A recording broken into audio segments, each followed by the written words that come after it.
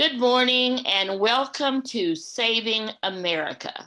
This is a podcast featuring Dr. David Schein, author of The Decline of America. So he is a professor, he's an attorney, he's a professor at the University of St. Thomas. He's on the board of one of the largest chamber of commerce in the Houston area, the Heights Chamber. And he has a consulting company, Claremont Management Group. And what do you do in your spare time, David? Let's see, try and catch up on my sleep. That's a great plan. So each week we talk about what's in the news, what rumors are going around from depending on which television station you listen to. You get one side or the other of the news, and we all know that. So we have a rumors going around, and then we're going to end with the facts. And that's what we want, the facts. And that's what you get from Dr. Schein's book, the facts about the presidents for the last 100 years. You say A, and that's your final answer? Well, let's talk Breonna Taylor. This was a horrible incident and a ghastly comedy of errors in the worst way. And so we have the police executing what I believe was a no-knock warrant, as in another police shooting that happened in the last couple of years. They went to the wrong apartment. They were not supposed to go to her apartment. She's in there in the dark. Her boyfriend is there. Apparently he had a weapon. I think it might even been a legal weapon. And what happened is they broke the door open. The room remained dark. The boyfriend reportedly fired first, although there is no objective evidence other than the police saying that he fired first. So again, they have opened the wrong door. Something bad is happening. They cannot see into the room. 3 policemen fire. One of them fires once, but the bullet goes straight into a different apartment. He is the one that has been criminally charged for reckless use of a handgun by the grand jury.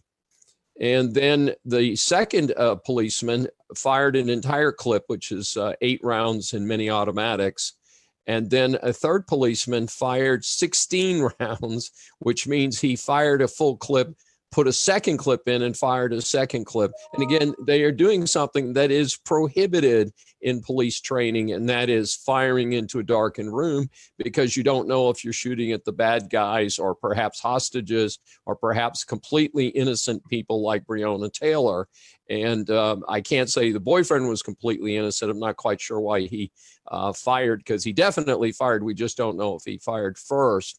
But the situation is that, as I understand it, the city of Louisville, Kentucky, has already paid the family a record $12 million to resolve the civil suit. And this is without any criminal prosecution taking place.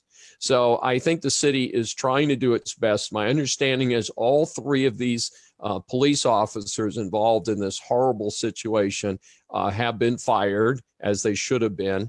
Hopefully the police department is going to rededicate itself to doing better training of its officers. So we do want our officers to defend themselves, but we also want our officers to engage in much smarter conduct. What's interesting also is that there was a parallel incident of a no-knock warrant here in Houston, Texas, where they went reportedly to the wrong house, or at least the people in the house were not the people they were seeking.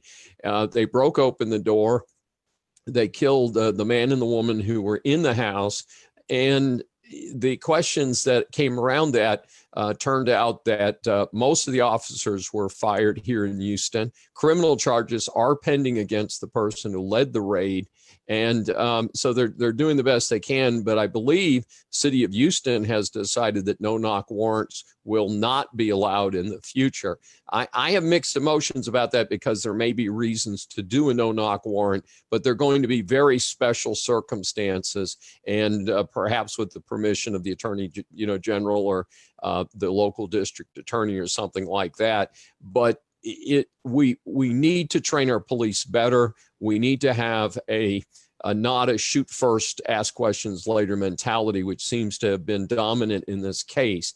On the other hand, the cities that have been ravaged by this violence, there's a no-win situation there because most of the America's inner cities are populated more heavily by minority and low-income populations. They are destroying their own base. They're destroying employment opportunities. They're creating a situation where these facilities may remain in decay and damaged for many years ahead. And the question is, did this accomplish anything? And I'm not seeing that violent riots accomplish anything. Most of the time when we look at civil rights progress, the most common references are things like Rosa Parks in the bus desegregation issue, Thurgood Marshall in bringing before the Supreme Court the Little Rock, Arkansas school board, and Martin Luther King, and of course his famous peaceful marches that took place, and of course the most memorable one in Washington, D.C. in front of the Lincoln Memorial. And so the pattern of violence that we've seen over the last year to roughly, certainly last 6 months, is not called for. It is not something that is designed to really accomplish much, but it does appear to have been a movement that's been hijacked by anarchists and others who are up to no good. And I think it's quite unfortunate because we do need to focus on better police conduct. We need to focus on improved diversity in our wonderfully diverse society, but riots in the streets are not accomplishing any of those purposes. Okay, so now we want to talk about the rumors. Well, the weakest link. Goodbye. You know, we get more than facts when we watch the news. We get the rumors, what's going on, who said this. And one of the biggest rumors we have right now is, will Trump do a peaceful transfer if he loses this election, or will he not? And the rumor is he will not. So let's hear about this rumor, Dr. Schein. Okay. Well, the rumor, you've correctly stated the rumor. The issue came out of a very interesting question that was asked by a reporter. And the reporter loaded the question in such a way that Trump's answer was probably appropriate. Again, Trump is not a professional politician. And so he doesn't handle things the way others might. In fact, it's kind of interesting that Jill Biden, Joe Biden's wife, was asked about the gaffe machine known as Joe Biden. And she just said, I'm not going to talk about it. Ask a different question. And I think that Trump, if he had been more savvy as a politician, and I think the people that support him love him because he's not really the typical politician, that he should have just stuck it in this guy's face and said, next question. So that's an inappropriate question. America has a 220-year history of peaceful transition between administrations. Ask another question, somebody else, and just immediately identify another reporter and move on. So he walks into these things himself because he does not have that savvy that we would like to see, speaking as someone who's exposed to the public quite a bit. And but in terms of peaceful transmission, there is very little doubt that if Joe Biden wins the Electoral College, that he will be made the president, for better or for worse. And I do not see that Trump would oppose that. I think what Trump was in his mind, and the reason that he bobbled the question, was that if there is irregularities in the election, that he would have the legal right to challenge the irregularities. And we only need to look at the year 2000 election between Al Gore and George W. Bush to see where the Supreme Court had to resolve the issue of who won the election. It wasn't an issue of Al Gore conceding the election. It was an issue of the Supreme Court deciding on some election irregularities in Florida. We already know that there are some very significant possible irregularities.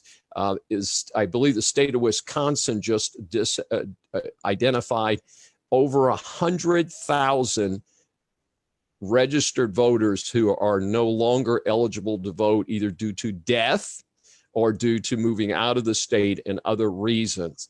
Our election rolls are in shambles around the country.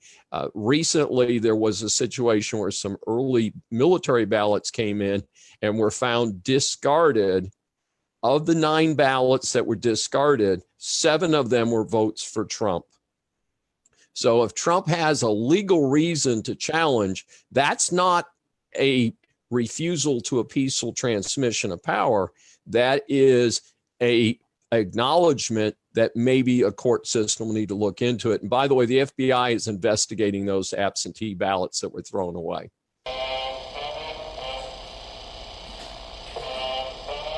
Just the facts, ma'am. David's going to tell us about medical price transparency. So explain what that is and then tell us about it. Okay. Medical price transparency is something that we do not have in the United States, generally speaking. And that is, for most of us, when we go to the doctor, unlike going to the supermarket or the grocery store or signing on to Amazon or whatever, we know what we're paying for things. When we go to the doctor, we have no earthly idea of how much our insurance is going to pay, whether the insurance is going to cover it or not, and how much our share is. So medical price transparency, put rather simply, is being told in advance what things cost, having an opportunity to price shop those things. Now, there's 2 pieces to this, and it's a political issue, unfortunately, even though it shouldn't be. Part of this is tied to the Affordable Care Act. Now, it is true that in the early days of the Obama administration, that they did try to do some more work on price transparency in Medicare. Those efforts were not especially successful, just so we're clear on that. But the second part was the Affordable Care Act actually dramatically increased the cost of healthcare in the United States. As I mentioned in a recent Saving America podcast that we developed, that this item about the pre-existing conditions is totally bogus because there's no price control. Without price controls, being guaranteed insurance for pre-existing conditions is meaningless. And so that's what we got out of Obamacare. So what's also happened is, the irony of it is, and in my book we mentioned that, is the Affordable Care Act forced up the cost of insurance and reduced price transparency. And one vivid example of this that I saw that was published by the Cato Institute recently shows that when they forced everyone to include contraceptives in their health insurance plan, which, by the way, I support that. I think that we should make, if it's a prescription medication, it ought to be covered under health insurance. I don't know why it wouldn't be. But in any event, because Obamacare made such a big deal out of covering contraceptives, the cost of oral contraceptives, so-called the pill, dramatically went up after Obamacare was enacted. So it's not the best way to get things done. Now, in turn, the Trump administration, and they're a little late in their deal. I mean, he's almost to the end of his 4-year term, but they have proposed a pretty strong agenda. It's 2 pieces. They want to require hospitals to provide prices in advance for procedures that you could shop. So if you've got obviously you're going to the emergency room, you're not picking the hospital even. The ambulance takes you to the nearest hospital with an open emergency room bay. But for people that are having planned surgery, which is a large number of things, including having a stent inserted in your arteries or having a joint replacement or something like that, you certainly should be able to call up different providers and find out what's the impact on your bottom line. Then the second part of it is that for healthcare providers and insurers to provide patients with information about their share of the cost of services. Now, Texas as a state has actually made an effort to do this by saying that if you go, and this was particularly aimed at emergency rooms where people don't have a choice, and so that people cannot be forced to pay incredibly usurious rates to go in to have a procedure done. So there's some controls here in Texas. I think we may see something like that on a national basis. Now, here's the concern. Where Trump is at the moment, they haven't been able to get things through both houses of Congress. If you can't get it through both houses of Congress, you can't get it to the president's desk.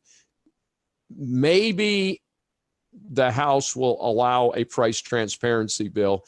If Trump does this through executive order, which is what's scheduled right now, then the next administration, if it's not a Trump administration, could go in and simply change it back. So it's a very serious issue. Healthcare costs are a very significant part of the gross national product of the United States. They have forced many Americans into bankruptcy, and there does need to be something done about it. Unfortunately, Obamacare, which was falsely advertised as the Affordable Care Act, actually turned into the Unaffordable Care Act. But we do need to do something to make things go better. What's interesting to me is that I have personally experienced a drop in my prescription medical costs over the last year. And I think the competition from this Good RX, which is being advertised substantially on television right now, and services like that are actually forcing the cost down. And we would love to have your comments. So do your research, look for the facts. And if you want to ask Dr. Schein a question, please include it here in the comment section, and we'll be watching those and we'll get those questions to Dr. Schein. Great. Well, this has been a great day, and we'll be announcing our topics for next week. You can watch us live right here on Facebook every Tuesday, 11 a.m. Central, or you can go over to YouTube, watch it there, or to your favorite podcast. So if you have a favorite podcast and you cannot find, if you cannot find Saving America, then request it. So we're getting on more and more podcast distribution programs every day. And I know we're on iTunes, and I know we're on a few of the others. So if you want it on yours and you don't see it, then feel free to request it, or send us post a question again in the comments, and we'll be happy to make that effort for you.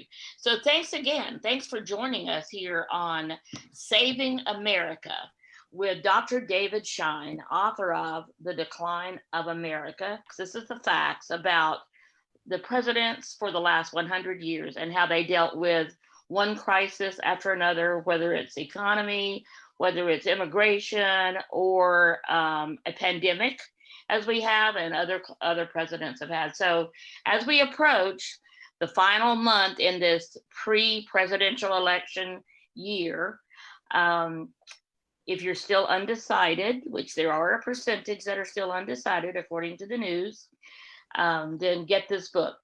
The facts in this book will help you make your decision for the upcoming president of the United States. So, The Decline of America, the 100 years of leadership failure. So that'll give you a little insight into this book. So have a great week. David, have a great week. We will see you guys back here next Tuesday, 11 a.m. Central. Thank you very much for joining us. Thank you, Sandy.